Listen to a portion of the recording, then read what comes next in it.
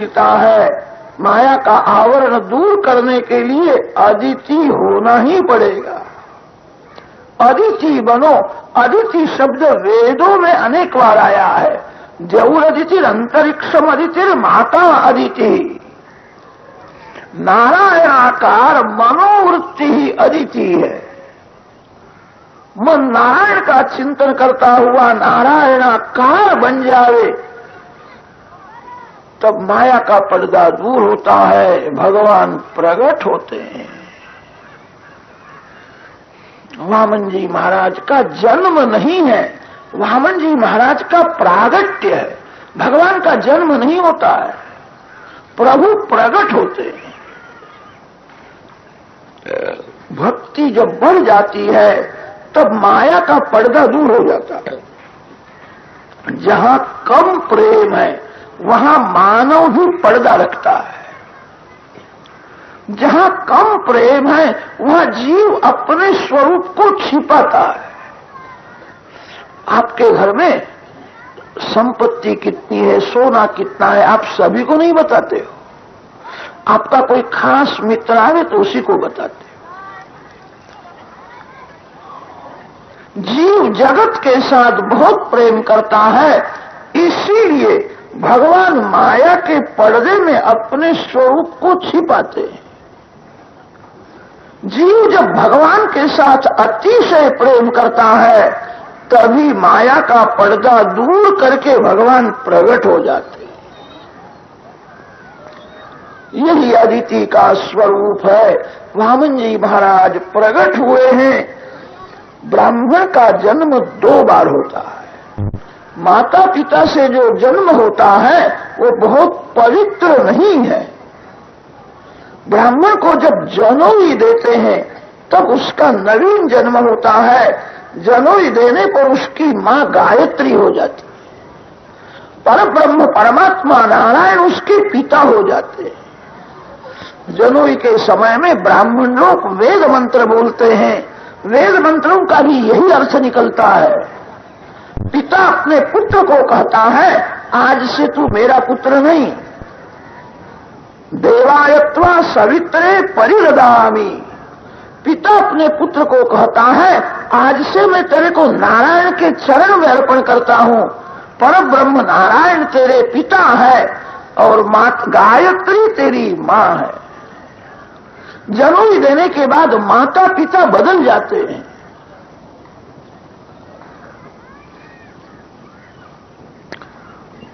वामन जी महाराज को जनोई देते हैं। कोई राजा के घर का सिपाही गले में चपरास रखता है। जनोई वेदों ने दी हुई चपरास है। जो जनोई धारण करता है वो भगवान का हो जाता है, परमात्मा के साथ संबंध होता है। बहुत से लोग तो जनोई का महत्व समझते नहीं है। उनको ऐसा लगता है चाबी रखने के लिए रस्सी बड़ी अच्छी है, जनोई में चाबी रखने लगे। जो जनोई में चाबी रखता है उसको बड़ा भारी पाप लगता है। जनोई के एक एक धागे में एक एक देव की स्थापना की जाती है। जनोई कैसी बनानी चाहिए वेदों में वर्णन है। जनोई बनाते हैं ब्रह्मा जी। जनोई के धागे को त्रिगुणित करते हैं विष्णु भगवान। जनोई में गांठ शिवजी महाराज देते हैं। जनोई का अभिमंत्रण गायत्री से होता है। एक एक धागे में एक एक देव की स्थापना है। ओंकारं प्रथम तन्तौ न्यसामि अग्निं द्वितीय तन्तौ न्यसामि नागांश तृतीय तन्तौ न्यसामि। जनोई में जो चाबी रखता है वहां से सभी देव उठ जाते हैं। जनोई में चाबी रखना नहीं।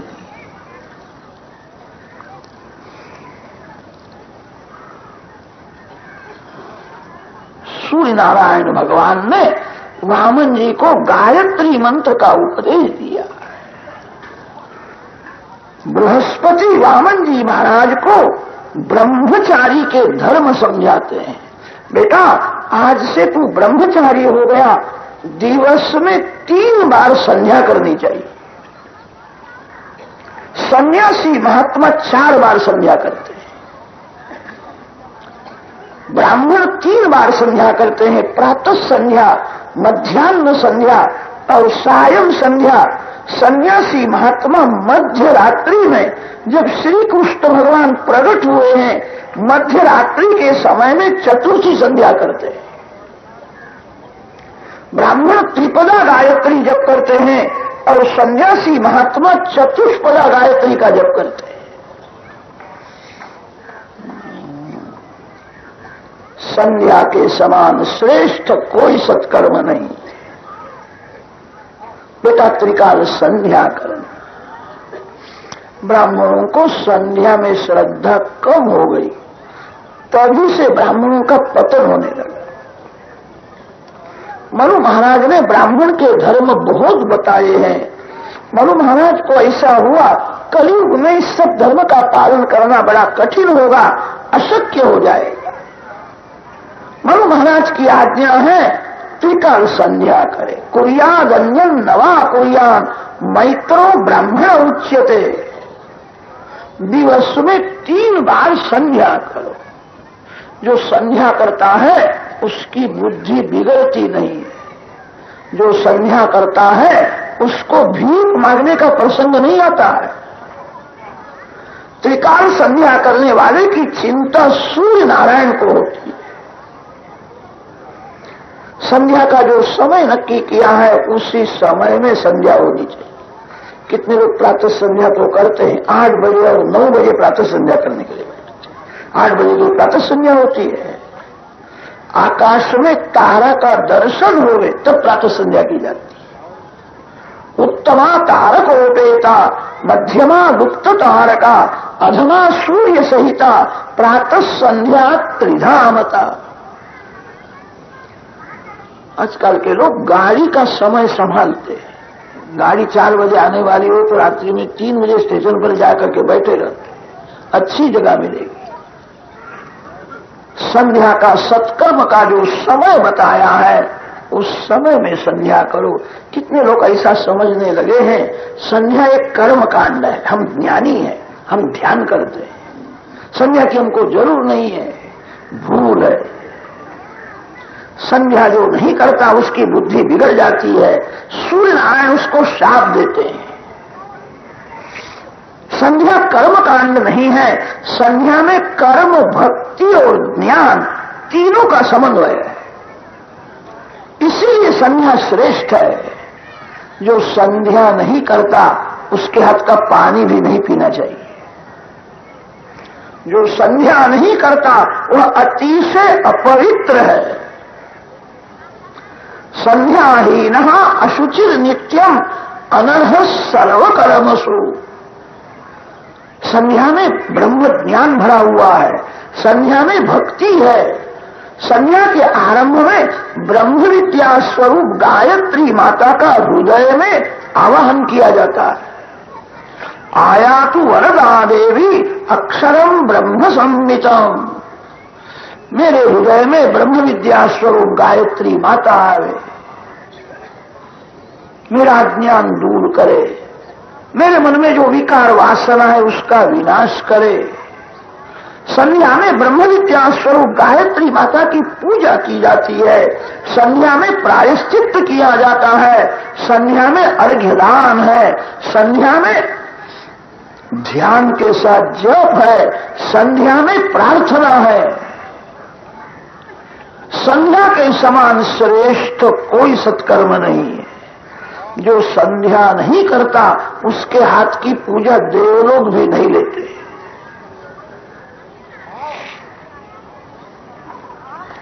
बेटा, संध्या प्रातः संध्या करने से रात्रि में कोई पाप हुआ हो तो उसका विनाश हो जाता है। सायं संध्या करने से दिवस में कोई पाप हुआ हो तो उसका विनाश हो जाता है। और मध्याह्न संध्या करने से अन्न में, जल में जो पाप आया है उसका विनाश हो जाता है। अन्न में जल में पाप आता है। आपः पुनन्तु पृथिवीं पृथिवी पूता पुनातु माम् पुनन्तु ब्रह्मणस्पतिर्ब्रह्म पूता पुनातु माम् यदुच्छिष्टम् अभोज्यै यद्वा दुश्चरितम् मम सर्वं पुनन्तु मामापो सतांच प्रतिग्रहगु स्वाहा। मध्याह्न संध्या का यह मुख्य मंत्र है। अन्न में पाप आता है, जल में पाप आता है, मन को बिगाड़ता है। जिसके पेट में शुद्ध जल जाता है उसी का वीर्य पवित्र देता है। वीर्य में जल तत्व मुख्य है। जल अशुद्ध होवे तो वीर्य बिगड़ जाता है। वीर्य बिगड़ने पर जीवन बिगड़ जाता है। अन्न अशुद्ध होवे तो मन बिगड़ जाता है। अन्न दोष जल दोष को दूर करने के लिए मध्याह्न संध्या है। बेटा त्रिकाल संध्या करने की जरूरत है।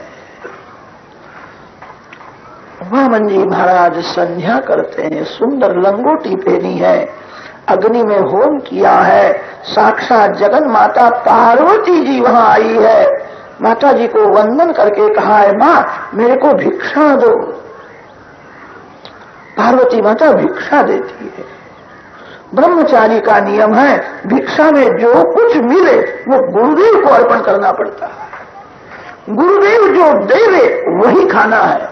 सादा भोजन करे। बहुत जो मीठा खाता है, मिर्चा खाता है, इमली खाता है, वो संयम नहीं रख सकता। जो सादा भोजन करता है, दूध भात है, दूध रोटी है, जो सात्विक भोजन करेगा वही संयम रख सकता है। राजसी अन्न खाने से शरीर में ऐसी गर्मी उत्पन्न होती है जो शक्ति का विनाश करती है। बेटा सावधान रहना है। जिस पुस्तक में श्रृंगार का वर्णन होवे ऐसे पुस्तक पढ़ना नहीं। श्रृंगार के चित्र देखना नहीं।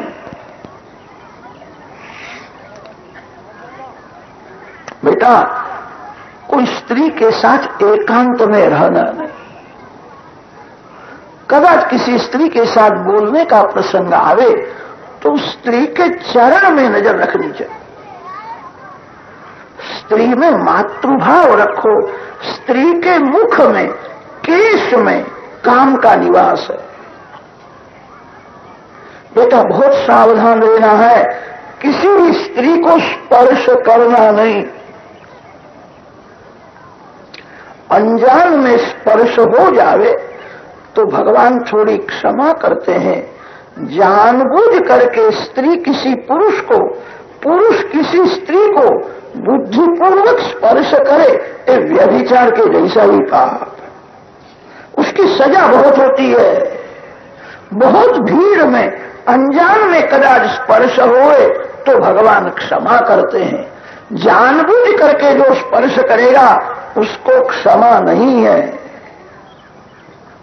बेटा सावधान रहना। बड़े बड़े भूल गए हैं।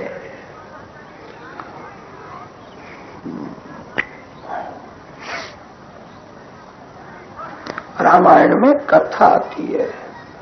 14 वर्ष लक्ष्मण जी श्री सीता माता की सेवा में रहे हैं।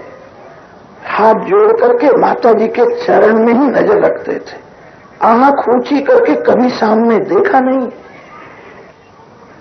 कैसा संयम है। एक बार रामचंद्र जी ने लक्ष्मण की परीक्षा की थी। लक्ष्मण ये तेरे भाभी के गले का चंद्रहार है, तुमने देखा होगा। लक्ष्मण जी ने कहा मैंने कभी देखा नहीं। लक्ष्मण ये तेरे भाभी के हाथ की बंगड़ी है, बंगड़ी तो तुमने देखी होगी। मैंने नहीं देखी। लक्ष्मण तुमने कुछ भी नहीं देखा। लक्ष्मण जी ने कहा है भाभी के चरण में मैं वंदन करता था। वंदन के समय में चरण के नूपुर मैंने देखे हैं, आंख ऊंची करके कभी सामने देखा नहीं। कैसा संयम का आदर्श है। जो इंद्रिय जीत है वो इंद्र राजा से भी बड़ा है। संपत्ति से थोड़ा सुख मिलता है, संयम से बहुत सुख मिलता है।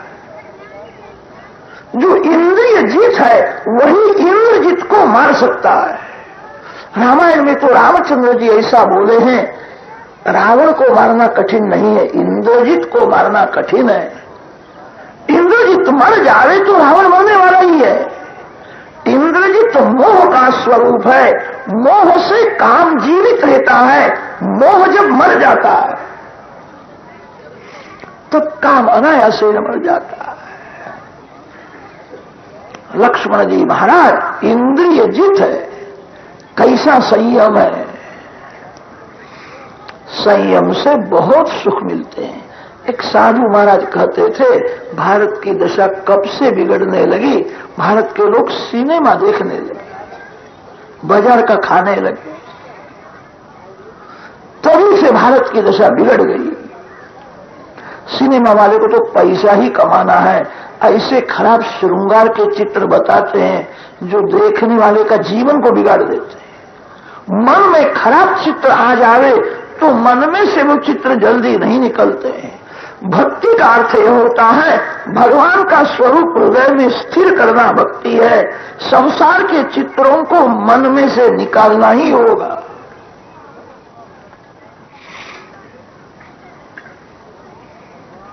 लक्ष्मण जी महाराज संयम की मूर्ति है। बेटा प्रत्येक इंद्रिय का संयम रखना। वामन जी महाराज को समझाया है।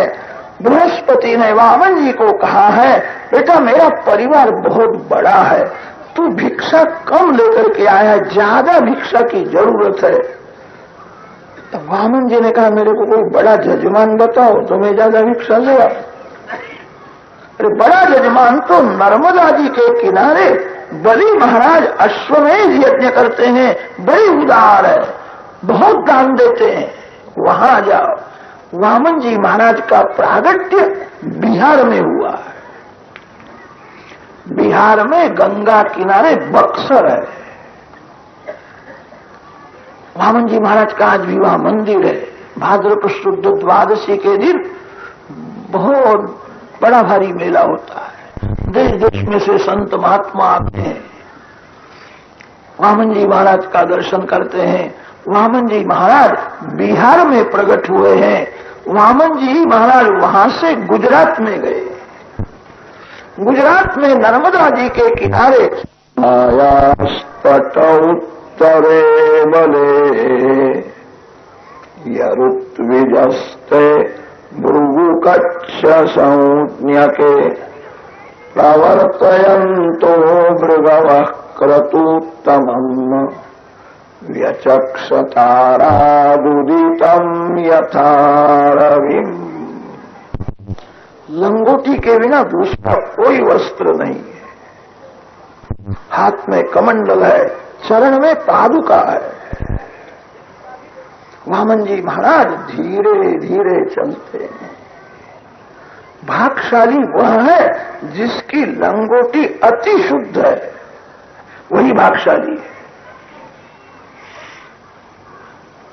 भाग्यशाली वह है जो परमात्मा के साथ खेलता है।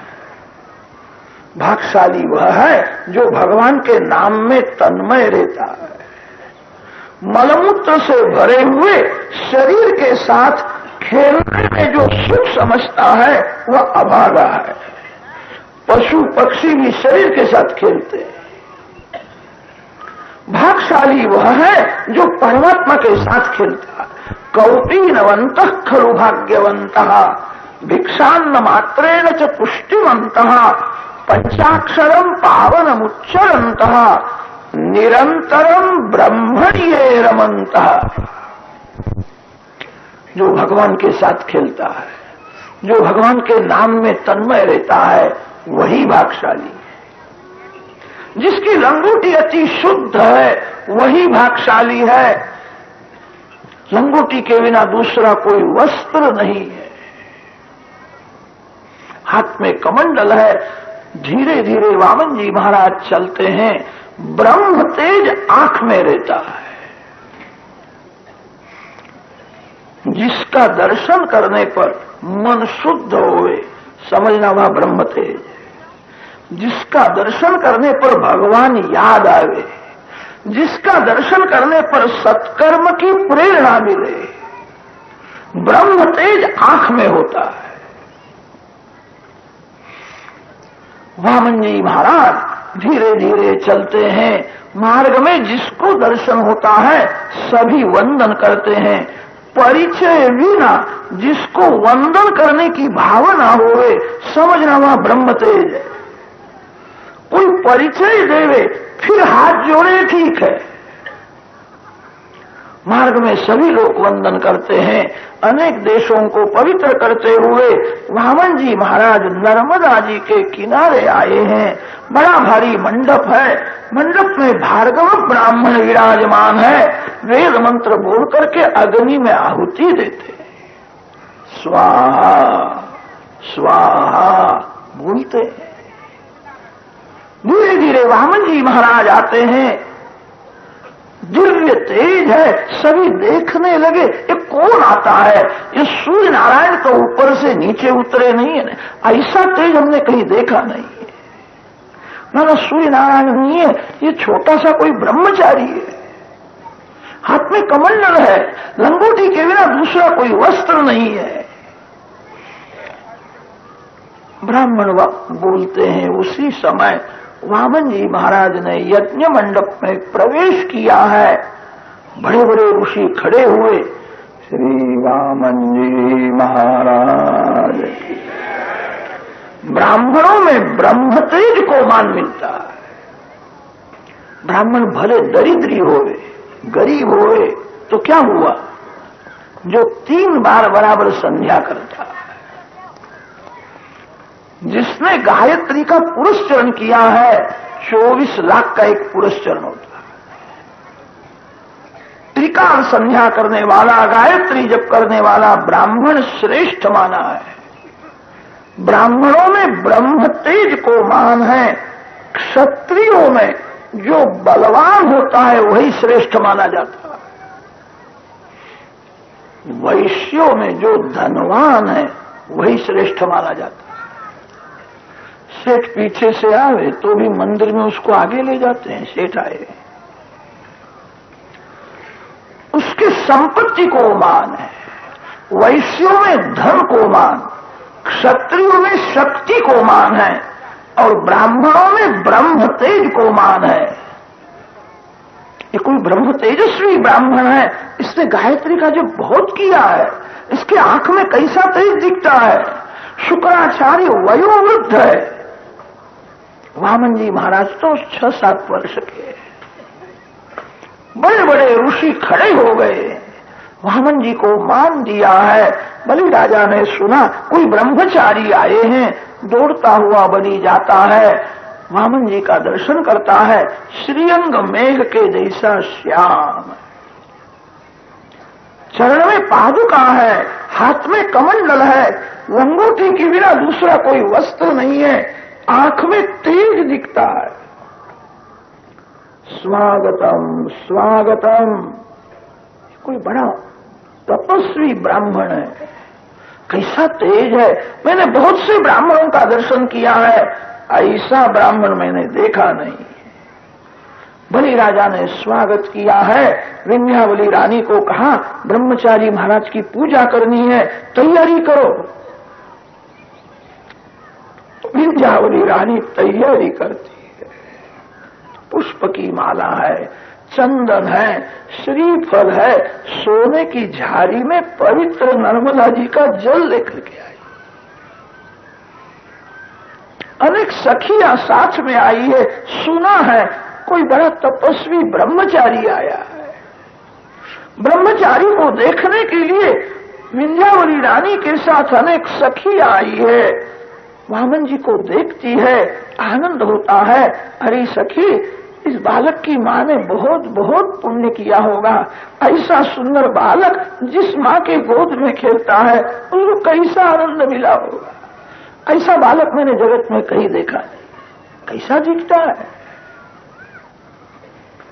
विंध्यावली रानी वामन जी महाराज के चरण के ऊपर जल अर्पण करती है। बलि महाराज धीरे धीरे चरण की सेवा करते हैं।